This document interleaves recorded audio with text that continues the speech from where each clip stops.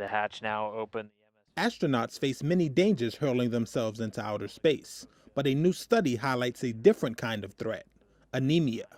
Astronauts are known to experience space anemia, a red blood cell deficiency while on missions, but until now it was thought to be temporary.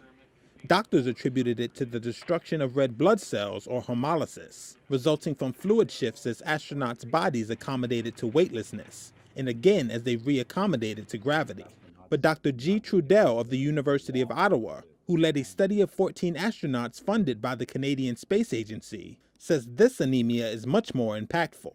We thought we knew about space anemia, and we did not.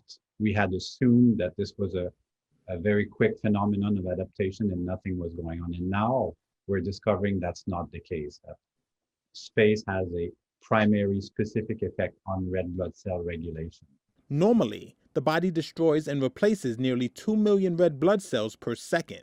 Trudell's team found astronauts' bodies destroyed 3 million red blood cells per second during their 6-month missions. The message is there's a knowledge gap here that we need to fill in terms of the mechanism, in terms of the countermeasures, in terms also of the planning of the mission. So will we need some blood products or artificial blood products on board the mission to Mars, given the fact that there is destruction ongoing? Would we need iron supplements at one point if we can't recycle all of the iron to make new red blood cells, and so on? Having fewer red blood cells in space is not a problem when your body is weightless, he added. But after landing on Earth, and potentially on other planets, anemia could affect astronauts' energy, endurance, and strength. His team reported on Friday in Nature Medicine that a year after returning to Earth, the astronauts' red blood cells had not completely returned to pre-flight levels.